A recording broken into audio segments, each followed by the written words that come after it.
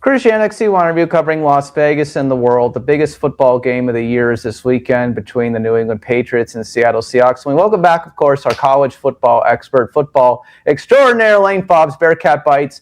Find him on X Bearcat Bites. I guess, as always, it's down in the description below. He covers Sam Houston football and a lot of other great college football. 365 days a year, Twitter feed, college football, Bearcat Bites, and of course his newsletter. Lane Fobbs, thanks so much for joining us. We're going to get some updates on college football after we talk about the big game. How are you, sir? Doing good, man. Been a whirlwind January. Main thing when you're covering a Group of 5 program is players come, players go, and you got to cobulate and timbobulate all the different outlets to see who the heck is even on a roster. That's what I've been doing for Sam Houston. So that's what's on the newsletter that's dominated the January. Starting to wind down, though, so I like it.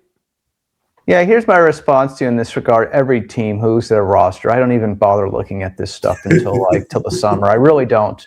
Here's my question. Are the rosters set by spring football? Is that like an official thing? I don't know what the deadlines for these things are.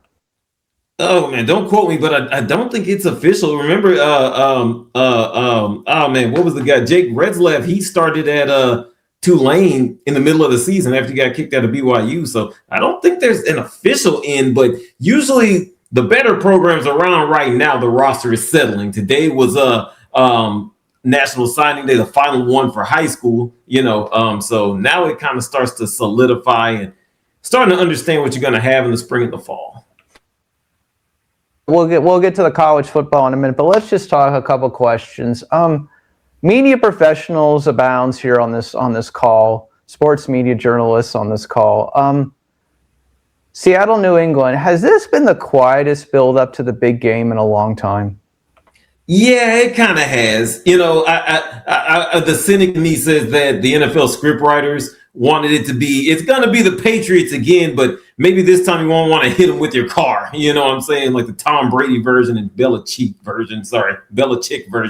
But, the whole thing is, it is a transition of power in the NFL. We had Josh Allen, we had Pat Mahomes, Lamar Jackson, and they're still really good. They're still contenders, but this is the new crop. This was the year we saw Caleb Williams, saw Jordan Love, you know what I'm saying? And Drake May, he's one of those for the Patriots. We just don't know too much about him. But again, it was kind of quiet with Tom Brady leading up to that first Super Bowl he won. Meanwhile, you got Sam Darnold now New York Jet fans know him. So there's a little bit of juice from the number one media market. But like you said, there's just not a ton of stories there. Not that these guys aren't great, not that they're going to not have great Super Bowl moments that'll make them iconic, but right now they're not. Well, I just think it's just that nobody expected these two quarterbacks to be in the biggest game of the year, no? Yeah, exactly. And nobody expected Pat Mahomes to get hurt. No one expected the Chiefs to struggle. Same thing kind of story with Lamar Jackson. The Bills came up short as they usually do. We had these narratives, we had these stories going in, and it just didn't work for a lot of those teams. That's really what it boiled down to. It's kind of like when the Spurs used to make the finals back in the 2000s and the 10s, and people would fall in love with the Lakers during the season, Oh, I agree with you. I just think the thing of what it comes down to is that, again, I always like to bring this whole point up. Sam Darnold was at the New York Jets. Didn't do very good. Everyone thought his career was over. He goes to Minnesota for a year. He does well. Now he's at Seattle, and they're, 60 minutes away from probably winning, the biggest game of the year. I just have to say this to you in this regards. When you don't have that big star quarterbacks on both sides, does it just take away some of the interest maybe? Yeah, it definitely does. It does. Sam Darnold, journeyman. I mean, even outside of those stops, there was the one with San Francisco. There was the one with Carolina left for dead there and things. Baker Mayfield left for dead in Carolina too. How about that? But, there's just, like you said, there's no star quarterback. There is no juice.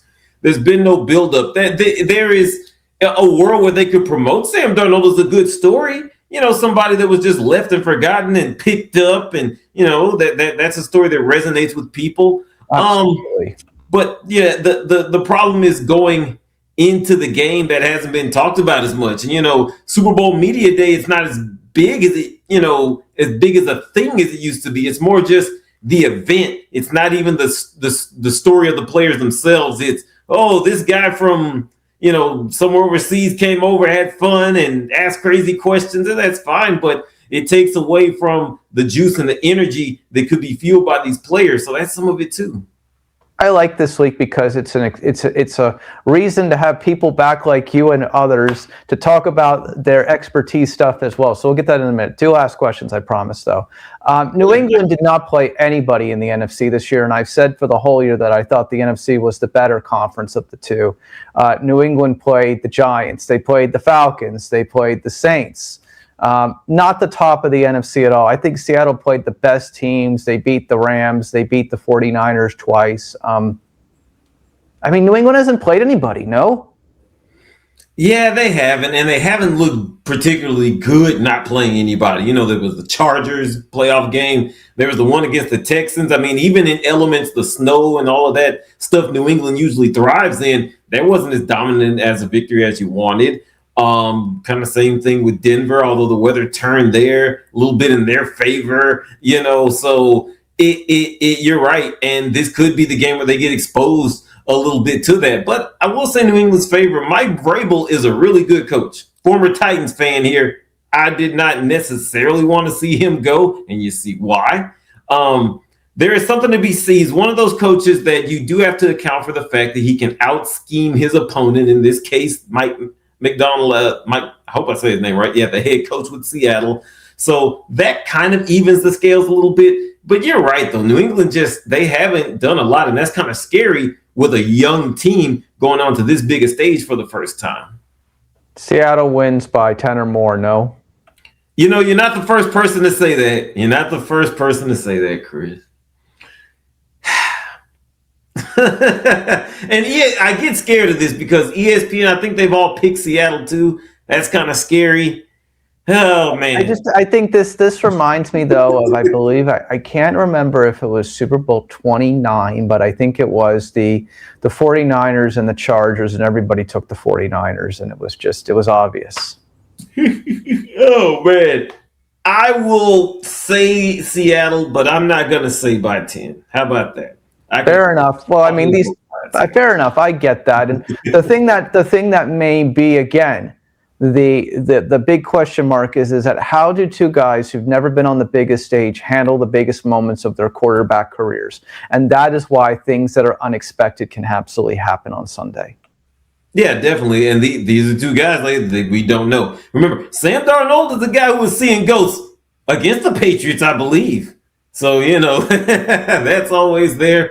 Meanwhile, it is the Patriots. There's something to be said, I believe, for the NFL scriptwriters and the Patriots. So those two things are going to be going at each other. And to me, that's the real minutia of what makes this a compelling Super Bowl.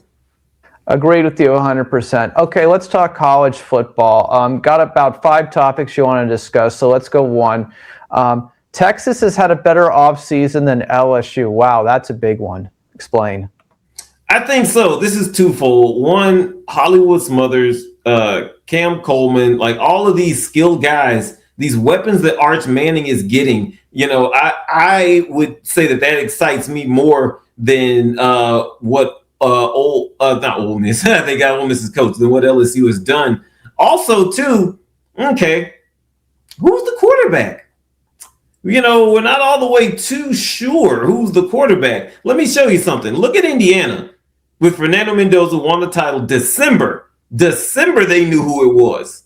It's February. Now maybe they're thinking Sam Levitt, but it's not all the way set in stone. And here's the thing.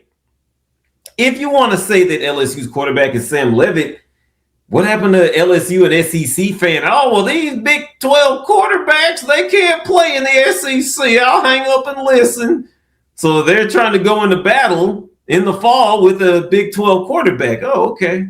And, the other thing, too, is Arch Manning needed those weapons, and he needed them after a season like he had. A season in which he started off struggling, but did improve, okay? It was his first full year. There's something to be said for that.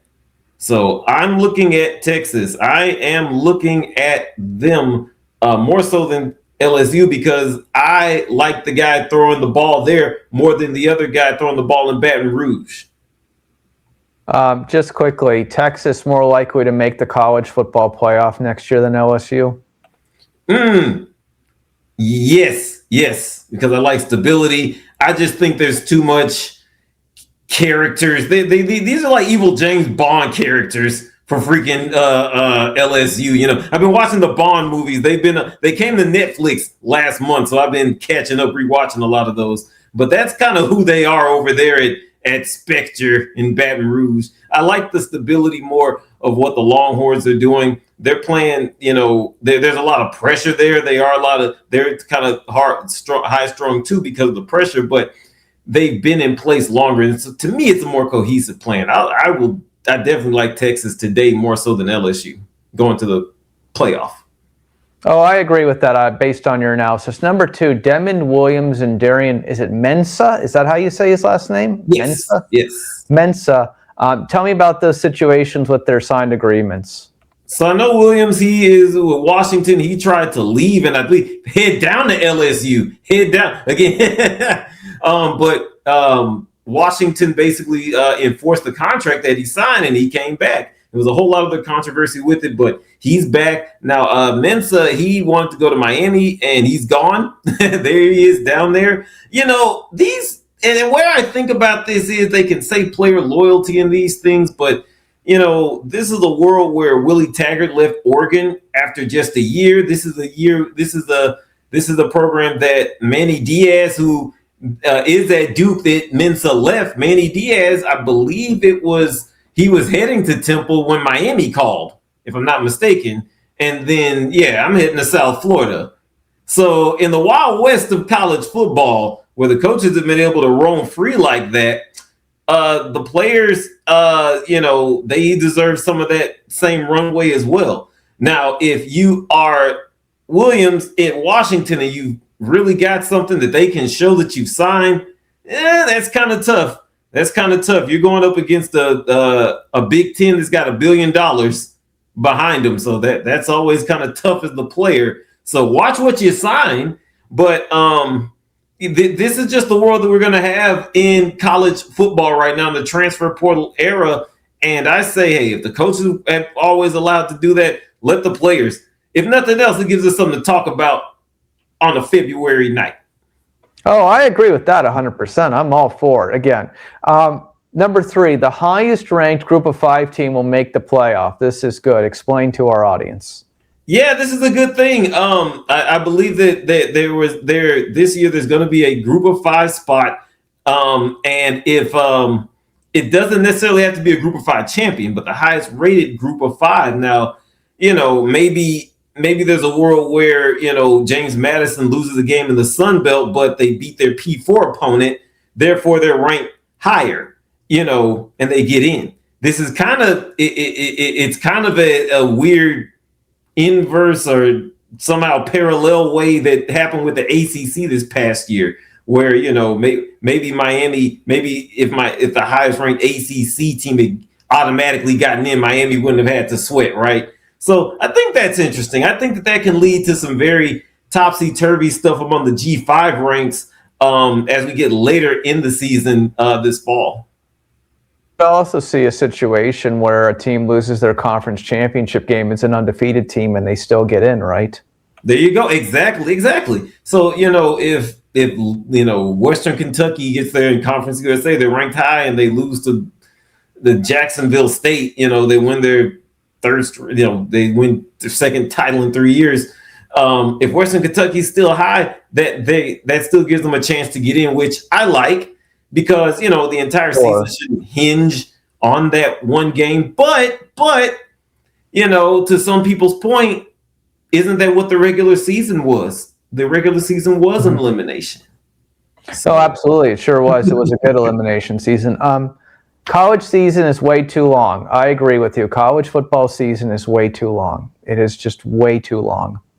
Yeah, I mean, I think I don't have the dates right in front of me, but I think the future dates have the final game, the championship, being like January 25th, 26th, 27th. That's insane. Here in Las Vegas, Nevada. Woo! Yes. Now that I was saying, now once I joined the Football Writers of America The plans are being made to try to get into that game. So just keep that open invitation, my friend Chris. I'll just say that. Yeah, I hear you. Well, the reality of what it comes down to at the end of the day is that here's what I'm going to tell you. It is going to be unbelievable. It'll be a mini version of the Super Bowl. It won't be the big version of the Super Bowl from 2 years ago, but it will be a nice mini version of the Super Bowl. I can promise you that. The town will be ready and rocking. That's going to be awesome. I can't wait to see what that's going to look like. I was excited when the game was in Los Angeles. Like, these big time markets where, college football has a chance to have that Super Bowl, that's kind of stage. That's fun. That's funky. And I love it. But it should just happen earlier in the calendar, now I know like Jeff. Why can't we just start the year earlier? Because then it would be a question of what do you do with some of those traditional games, Alabama, Tennessee, the third weekend in October, the Egg Bowl, the Mississippi Ole Miss. It would still be the third week in October. They just don't have to be the same game in a row. They don't have to be the same game, but then, to me, if you started earlier, some people have said, let's move the entire season up, a couple weeks. You know what I mean? But that would move all games up. There's still, what would it look like after the last games are played on Thanksgiving? You still have to do your conference championships, then the playoffs would start. To me, I would take out those gaps in between the first two rounds. I would condense that. Now you're running up against NFL, but that's what I would do. You really, really got to shorten this. I'd even be in favor of getting rid of the conference championship games as well, because that gives you another week. Yeah, the reality of what it comes down to is that or everybody plays one less week or one less game, and the conference championship weeks are that game, no? Say it one more time, I'm sorry. No problem. I get it. So what if we just get rid of one of the conference games, move everything up, and have one less regular season game, and then have conference championship games that week? No? So go back to how it was where you had 11 games. There was a time. Yeah, but the point is then you get rid of the meaningless cupcake game. Then you get rid of all those meaningless cupcake games, no? I understand the small universities, that's how they fund their athletic budgets for the year, so they don't want that to happen. But isn't that what you do then? For the sake of this calendar, cut down the cupcake. Keep the conference games because TV needs that. Yeah, you probably want to do that. I'd honestly go back down to 10. I honestly go down to 10 games. You just really bad about it. To me, the season should end New Year's Day. Maybe that's just a college football purist in me. I remember being a kid thinking that the Rose Bowl, that was just the champions, and then that was the end of the season. You know what I'm saying? But I think that's kind of what it needs to look like. You can't have the heart of the college football season is November. You can't be playing well into the end of January. It's weird. It doesn't fit.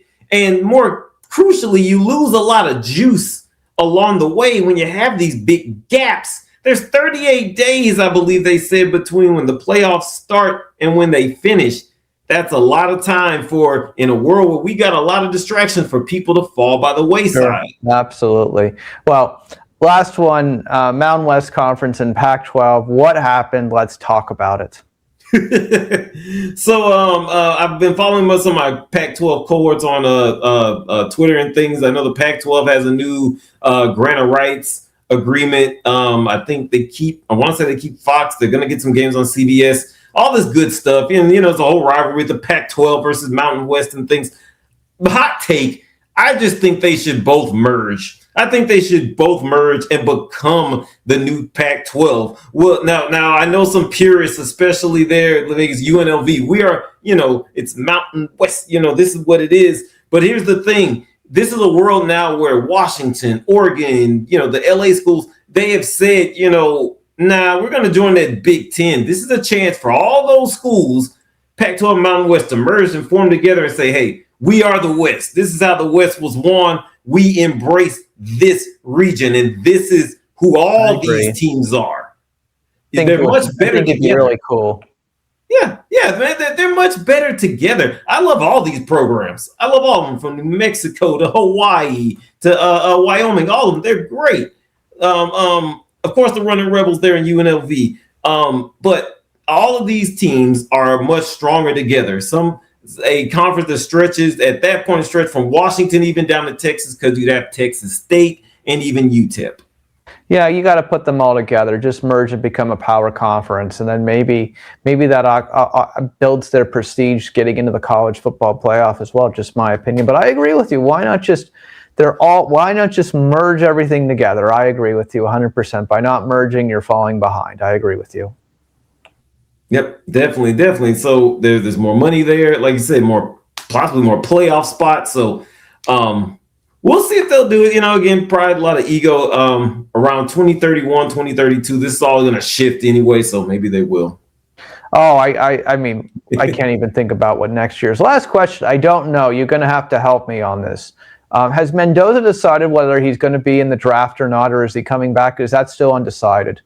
I believe he is going to the draft. And do the Raiders have the pick first? I think the Raiders have the first pick, right? If I'm not mistaken. They sure do. That's why we asked that question, because we're here in Las Vegas. He's such a good guy, too. He's such a nice guy. And if he goes to the Raiders, I really hope. Yeah, he has declared. Just double checking. Go ahead. Yeah. First of all, congrats and good luck to Mendoza, who I love. It would be such a juxtaposition of here's this nice kind of Dennis the Menace, almost wholesome kid with the silver and black merging in Vegas.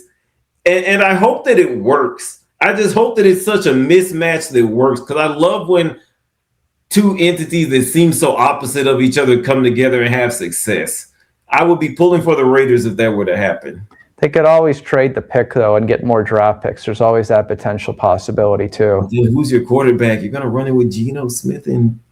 No, I hear what. No, they're not running with Geno Smith again. No, I'm just telling you, though. I don't know. The point be told is, here's my response to you. By taking him, it's just good for business in general. No matter what happens, it's just you hope that these players transition to the next level. A lot of times they don't. Sometime at the quarterback position, but if he does, it's a great pick, obviously. But in general, it'll make the organization feel good. No, for a couple years at least. Yeah, definitely. And you gotta, anytime you have a new coach coming in, to me, my rule is new coach equals new quarterback, right? New GM, all of this. So it is definitely that, and you want to start off on the right foot. He definitely helps. Clint Kubiak is the coach now, am I right? Correct. It's correct. Exactly. The coordinator from Seattle is going to be the new coach. So yeah, why not go ahead and get started with your own quarterback and see how far you go with it. I like it. His dad was ran out of town here in Houston and won a Super Bowl. So hey, there you go. There you go. I agree with you 100%. Lane Fobbs, thanks so much for joining us. Of course, tell us where we can find you and all your good stuff. Everywhere right there at Twitter X at Bearcat Bites. Bearcat Bites is the only newsletter covering Sam Houston football year round. I'm also a writer bylines with local regional papers around here in Texas and media outlets. So that's where I am. Follow me and like, share, subscribe, as the YouTubers say. Absolutely. And of course, you can find a link to his X in the description below of this CY interview video. Lane, thanks as always for joining us, and thanks for coming on. We'll see you in a couple weeks again, okay? Anytime. Have fun with the Super Bowl.